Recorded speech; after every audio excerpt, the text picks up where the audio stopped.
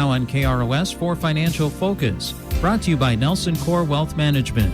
The opinions voiced in this show are for general information only and are not intended to provide specific advice or recommendations for any individual. Any indices mentioned are unmanaged and cannot be invested into directly. Registered representative securities offered through Cambridge Investment Research Incorporated, a broker-dealer, member FINRA, SIPC. Investment advisor representative, Cambridge Investment Research Advisors Incorporated. A registered investment advisor, Cambridge and Nelson Core Wealth Management are not affiliated. Cambridge does not offer tax advice. Now here's today's Financial Focus program. Well, it is the first Wednesday, so we are live, and Dave Nelson joins me in studio for a second straight month. Great to see you, Dave. Yes, absolutely. Great to see you, too. Thank you. Beautiful day out there today, and just popped up the hill here and thought we'd spend a little time together, chat, and see if we could make a little headway as far as trying to figure out what's going to happen in this crazy environment that we find ourselves in. Boy, does anybody know. Yeah, it's just, it really is so complicated. In the market, if anybody's paying close attention, they've seen the last month or so that there's been a pretty decent rally, 6-7%, depending on what index that you look at. And the question is why? Why did it rally? Everybody's anticipating interest rates are going to go up. The Fed, all likelihood today, is going to increase interest rates 0.75%. All likelihood as far as the next go-round is going to be probably 0.5% increase. What does it all mean? Well, again, time will tell as far as at the end of the day. The market seems to have accepted the fact that that first increase is going to take place. They also believe that there's probably going to be some type of moderation as far as in future increases, and subsequently getting kind of excited about it. We're still pretty cautious. I mean, we're not charging into the sucker right now. I know that, but again, it could be the real deal. It's hard to say. I mean, nobody knows for sure. Obviously, this is a very difficult business as far as to try to, for investors to try to make sense out of. But again. From our vantage point, most of the people that we deal with out there, it's about preservation of capital. And preservation of capital, historically, when you have a recession, and the statisticians basically say, technically, we're not in one yet. I personally disagree with that, but the bottom line is we're certainly in a bear market, and if we're in a recession, historically, the average drop is 38%. We didn't touch that yet for the S&P. We did as far as for the NASDAQ, but we haven't for the S&P. So what it equates to is maybe another 10-15% down is historically average. So if that were to happen as far as to clients out there, I'm guessing that would really open their eyes up as far as to the real risk that takes place. Unlike the last couple pullbacks that have taken place, the Fed has come in to save the day, and the market rallied really hard. The Fed's not coming in to save the day on this one. We've said that for several years now, that it's not going to happen, and certainly the evidence is, we're seeing the evidence right now that that's not going to take place. So a 0.75% raise, and then you were talking about maybe another 0.5% on that. Why that kind of a percentage? I mean, why not do a 1.5 right away? Yeah, it's all the market. The market dictates as far as when I reference the market, most people probably think we're talking about the stock market. We're talking about the bond market. And the bond market, we saw some real good evidence as far as how forceful that bond markets can be. And that was over in the UK just recently with a new prime minister that was there for about a minute and a half and then resigned. And basically she came out and said, here's what we're going to do as far as the spending, as far as to try to get through this crisis that Europe finds itself in, as far as with what's taken place in Ukraine and the ripple effect that's happening.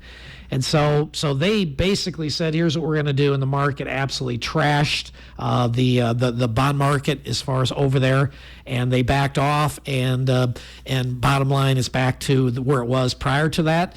She's out of a job, and so the bond market's pretty powerful mechanism as far as to try to keep politicians somewhat in check. So if they were to increase 1.5%, the concern is the perception of that would be that things are that bad, and subsequently they had to do this extreme event Subsequently, you'd probably see the stock market roll over another 20, 30, 40% with that. And I'm not joking. It would be that severe. So they've tried to get the message out that and historically, and again, maybe people know this, maybe they don't, but historically, when you look at it, other than a couple extreme times throughout history, when the Fed increases rates, it's typically in 0.25% increments, not 0.75% increments, but one quarter. And so this is very significant what already has taken place. Many people argue that, hey, it's already baked in as far as these increases. Subsequently, the stock market's ready to rally. Again, we're not in that camp. We're certainly in the camp of thinking that there could be some more bad news coming. Profits for corporations are starting to drop. And when that starts showing up as far as in stock prices, again, we could see another fairly significant drop as far as from here. Of course, nowadays people can vote early, but in 6 days the polls will be open. It's a midterm, but there are some Senate, there are some House seats. Things could swing one way or the other. Could be very interesting. Yeah. So, and I'm really glad you brought that up, because that's an area of focus that people bring up as far as what impact does the president have, what impact does the House, the Senate. And there's been a lot of data collected as far as to try to quantify as far as the impact that it has. The Senate is, and I know I've talked about this previously, the Senate and who controls the Senate has had more direct impact as far as on markets than the president by a long shot, and certainly the House. So point being, with what's taking place right now, everybody's talking about gridlock, that what's going to unfold is going to continue to be heavy gridlock. As a general thumb, and again, there's nothing that's 100% as far as in the line of work that we're in, but as a general thumb, when there's gridlock, that's generally very good news for the market. As crazy as that sounds, it's true, because when there's gridlock, nothing really changes, and so corporations and these big companies can plan. When you got change that's potentially coming down the road, if I'm the CEO of XYZ company and I'm not sure what these knuckleheads are thinking about doing as far as decisions and laws and whatever that they may put in place, I may hold back on some of the spending that we might be considering doing as far as expanding or whatever the case may be. So that can really impact it. So gridlock is probably a good thing. Again, visiting with Dave Nelson of Nelson Corp Wealth Management. A couple more minutes before we do break for the weather. I know I've never been to Washington, D.C. You have been there, a couple of times? A couple times, okay. Yes, exactly. It's an interesting dynamic out there. It is. And the thing that was shocking to me is, I said, you can see it's like a drug. The way these people are treated as far as when you walk in there, I mean, it's sickening to me. It really is. That they're elevated to such a level that people Mr. this and Mr. that, and and all the titles and whatever, and they've got an entourage of people following them around. And to get in to be able to see some of these people is very difficult. We had the means, fortunately, as far as through one of the industry groups that organize this, and once a year this takes place, and I just happen to participate a couple different times. And but walking into some of these offices and seeing how these people are treated with kid gloves, what have you, is really quite shocking. And again, as they say, what was the reference to the drugs? It's like a drug. Yes, I believe that, as far as that once people get the feel of that and having all these people do whatever the heck it is that I want done, you can see where people want to experience that year after year after year. And as we know, we've got people in the state that have been there for decades, and it's just wild. It's just absolutely wild. And the pensions, they'll spend millions of dollars to get elected to have a job where you make a couple $100,000. I mean, just think that through.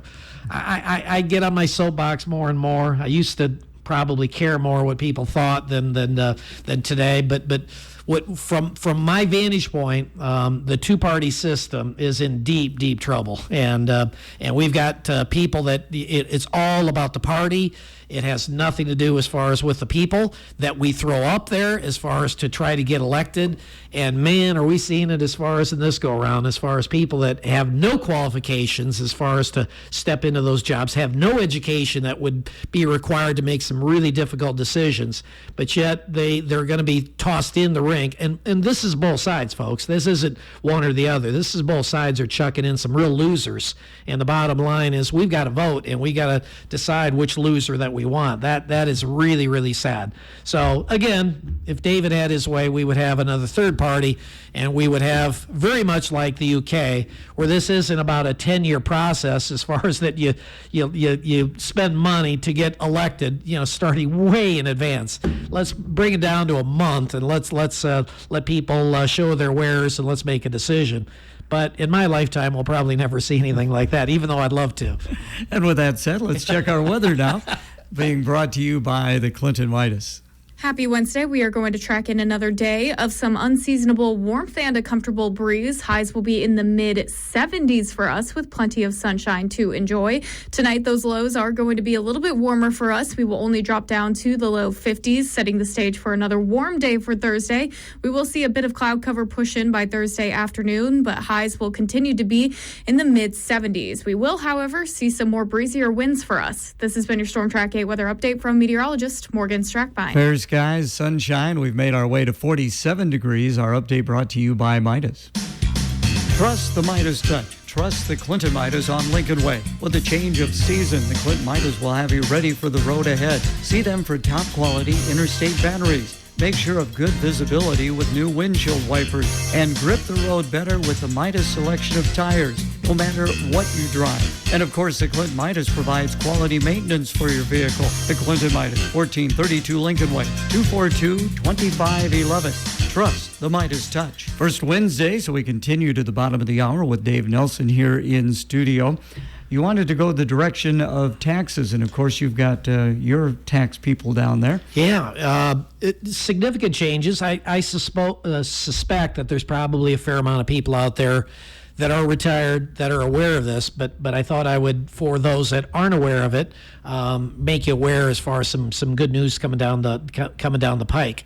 So I'll start with the one that pertains to probably 2/3 of the people that we work with, and that is distributions from their IRAs and or pensions, things of this nature. I call them qualified plans. These would be some tax advantage plans that people have had. Maybe they work for a big company and they have a pension, or they didn't work for a big employer, but they were able to put money away into IRAs and things of that nature. So as that money comes out under current law in the state of Iowa, that's subject to income tax in 2022. Fast forward to 2023, that income is no longer subject to Iowa income tax. Still federal tax, but Iowa tax. We're going from probably most people, I would say whatever they have coming in the door, let's say it's $20,000 for simple math that's coming from these type of plans. They're probably looking at about a 5% tax rate on that. That would be kind of a ballparkish number. Obviously, every situation is a little different out there, but that translates into $1,000, and that $1,000 next year you won't be paying that you were paying this year. So that is really, really good news. Again, it pertains to pensions, IRAs, retirement type accounts. There's Keogh plans that are out there. There's 401ks. There's all kinds of different instruments that people could be using. But it pertains to those accounts that had tax advantages when the money went in and now going to be subject to tax when the money comes out. And again, still from a federal perspective, federal tax, it will be subject to tax, but as far as state tax is concerned, it will not. So that one is a real big one. And again, that applies to whom? That basically is people that are older that are taking money out of their plans. I'm 65, I'm 70 years old, I'm 75 years old, I'm taking money out. Again, you're going to get a nice reduction. If you haven't done this yet, you need to get with your people, whoever your people happen to be, as far as the individuals, the financial advisors, the tax people, et cetera, and make some modifications as far as to your withholding as far as in the state of Iowa. It's not a must. You don't have to do it, but you might as well do it as far as change it to zero. Because if you don't do it, then you're going to pay into the system as far as next year, 2023, and then you're going to have to file a tax return to get your money back. It'd make a lot more sense as far as just from a simplicity perspective to change your withholding beginning 1/1 to 0. So that's a big, big item. The other one has to do with pretty much everybody on the Iowa side, so if you're listening from Illinois, this doesn't pertain to you. Your rates are lower currently, but Iowa's making a mad dash to reduce rates as well, as far as for all of us that are paying income taxes in the state of Iowa. So if we look back in the rearview mirror, give or take a year ago, what you see is that the Iowa top tax rate is somewhere around 10%. So it's a 9 point something percent. So call it 10%. That's going to ratchet down over a number of years to roughly 4% as far as a flat rate. So for individuals that are making an okay income, and again, I'm not going to define what okay is, but some decent sized number, your income taxes are going to steadily over the next several years go down as an Iowa resident from, again, give or take 4, 5, 6, 7%. It's going to ratchet down to a flat rate of 4% as far as going forward. So again, good news. People say, why is this happening? Well, again, competition. I can move over to Illinois right now, and I don't pay taxes on my income coming from my retirement plans. I was trying to match that. They're trying to match it as far as people that are, I'm thinking of moving to Florida where it's a zero tax rate as far as there. Okay, bottom line, if you're just looking at your income coming from these type of investments, will be the same as that. You'll pay some income tax on other income, but retirement income, it'll be Zippo. So we're trying to be competitive, and I think that's a really good thing. Fortunately, we've had some surpluses in recent years as far as the state, and this is one means and way that the politicians out in Des Moines have decided that this is a good idea. Again, I won't say exactly as far as my take on the whole package, but conceptually, I like the idea. We're losing lots of retirees that are moving with their net worth statements to other states, subsequently spending money in those other states, subsequently helping their economies and not helping the Iowa economy. So it's really good news. We need to hold on to some of these individuals. And then as far as the younger folks are concerned, those that are still working, they're also going to get a nice pay raise over a period of time as far as from the income tax rates actually coming down. Very interesting. Again, visiting with Dave Nelson of Nelson Corp Wealth Management. You continue to grow. Yep. I mean, your folks over there, every time I look down, there's more cars in the parking lot. Yes. And I know you're elsewhere. You're just not in the city of Clinton. Did you envision this at all when you got started? No, I've been asked numerous times as far as, what was your thought process in starting out. No, I'd be a 100% liar if I said that I could picture something like this years ago. What we have been really good at is being able to surround ourselves with talent, and so that's been a real blessing.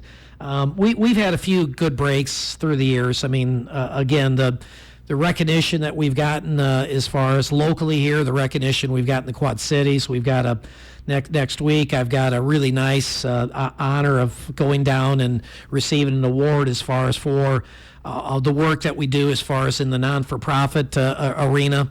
We have historically had discussions and workshops and whatever for people, trying to illustrate to them as far as how to give more money away to charity without basically shortchanging your family. And so that word and that message we're continually, putting out there as far as to individuals. And so through that, we've raised millions of dollars as far as for charities. And it's really, really exciting. And we've redirected, as we tell people, millions of dollars from the IRS to organizations that our clients care about, non-for-profit organizations. So the question that I ask a lot of folks is really kind of simple and straightforward, and that is, if there was a legal way that you could redirect a portion and or all of the income taxes that you currently pay to the IRS, and you could redirect those dollars to a charity and or charities that you care about, would you be interested? Well, who can say no to that? I mean, everybody's interested in that. Now, unfortunately, it's not that simple. You got to do certain things in order to accomplish that, and there's trade-offs in life that we have to make. But at the end of the day, many, many people have decided that that's the path that they want to go down. So we've been very blessed as far as to get the recognition, and yes, we've been able to grow. Our size has basically created some really nice opportunities. Again, our Dubuque office came about as far as from an individual up there that was interested in selling, so we were able to acquire that. The relationship that we have with the folks over in Honolulu, Hawaii, that was also an organization that was in need of a lot of stuff that we offer. And so what we've been able to do is to help those individuals so they can help their clients as far as in these situations. And through all of this, it's basically we put together a real good network of I think now 47 states that we operate in some capacity as far as we have clients, et cetera, there. So it's I'll say a fair amount of it, Gary, is luck. I'll put it that way. But I think if, again, we've kind of always subscribed to, if you take care of people, they'll take care of you. And I think what we've done, we've tried to do as far as here, is to be honest and straightforward always with people. And I think that's come back in a very good way as far as to help us. So I'm excited. I think it's the 8th, 9th, something like that, down in the Quad Cities. And the Community Foundation has identified a person, and that a person is moi this year, as far as that they want to basically acknowledge and recognize as far as for doing lots of good for others. And that's really what this is about. My kids heard this, my basketball players heard this for on a very regular basis. To whom much has been given, much is expected.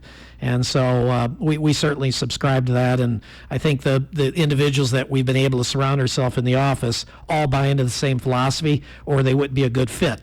So we give back a lot. We'll continue to give back a lot, and it's the right thing to do, and it feels good. When people said years and years ago when I was young, and you hear people, it feels better as far as to give away than to receive. I thought, you liars, you don't get it. But as I've gotten older, I realize there is 100% true to that. It feels great to impact other individuals, and certainly we're going to continue to do that in every capacity that we possibly can. Well, I have found through the years covering sports, it seems to be the lucky ones are the good ones and the ones that prepare themselves to take advantage of luck when it does come your way. And to think, you gave up that lucrative position at Eagles Supermarket do this. That's right. For those that don't remember, I many years worked at Eagles packing groceries, stocking shelves, whatever.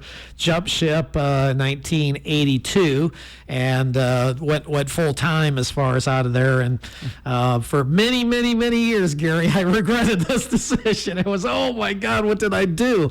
But yeah, it's exciting. And again, we've got great people in this community that have been very, very good to us. And subsequently, that's why we're still here. We get questions from people down in the Quad Cities. I mean, how many people do you have down here? Most of the people that work in the Quad Cities live in Clinton. And so this is the hub. This will continue to be the hub. As long as David's alive, this will be the hub. We're going to have the bulk of our people here, and they can commute to some of these other locations. But this is the area that we're committed to, and we'll continue to be committed to this area as people have been committed to us and put us in a position where we are today. Well, look, at Eagles is no longer in Clinton, and you are. Yes. Well, here we are. The next time we talk, it'll be after the election. We'll be looking to 2023. So just quickly, what are going to be some of the focuses? Yeah, it's going to really center around as far as, again, the impact. What are some of the trial balloons that the politicians are floating out there as far as potential change in law? That's always a complicated area as far as to try to figure this out. What realistically can be pushed through and what can't be pushed through. Again, we'll see if David's trial balloons are right, but my trial balloon says that there's going to be very little change as far as going forward. That, too, will create a nice opportunity. We're going to talk about Roth conversions again. I know we talk about that a lot in this program, but I want to emphasize again to individuals, if you haven't considered a Roth conversion and or don't even know what that means, you need to talk to your financial advisors and maybe look at that, because as accounts are down a little bit, the bottom line, this may be a really opportune time as far as for individuals to entertain that possibility. Great to see you. Thanks so much. Thank you, Gary. Financial Focus is a production of Nelson Core Wealth Management in Clinton and Davenport. The opinions voiced in this show are for general information only and are not intended to provide specific advice or recommendations for any individual. Any indices mentioned are unmanaged and cannot be invested into directly. Registered representative, securities offered through Cambridge Investment Research Incorporated, a broker-dealer member FINRA SIPC. Investment advisor representative, Cambridge Investment Research Advisors Incorporated, a registered investment advisor. Cambridge and Nelson Core Wealth Management are not affiliated. Cambridge does not offer tax advice. For more information, visit our website at www.nelsoncore.com. Once again, our thanks to Dave Nelson for coming in studio. Of course, Financial Focus heard Wednesday mornings at 9:05. Thank you for being with KROS. Tune to KROS on Wednesday evening at 7 p.m. as First Gateway Credit Union sponsors the River City Sports Review. KROS Sports Director Gary Detterman interviews local coaches and student athletes about their sports programs, what happened in last week's game, and what's up next for their teams. For more information on First Gateway Credit Union, visit any of their 7 locations or go to firstgateway.org. You're listening to AM 1340 KROS, Clinton, Iowa. FM 105.9. And KROSradio.com. This is Radio Iowa. I'm Matt Kelly. It appears a federal judge's ruling will reverse Governor Kim Reynolds' order last year, which outlawed mask mandates by schools and local governments. The ruling says Iowa school districts have to consider it when a student with a chronic medical condition asks that other students around them wear masks. For the first time in its 92 years, West Des Moines-based Hy-Vee says all of its grocery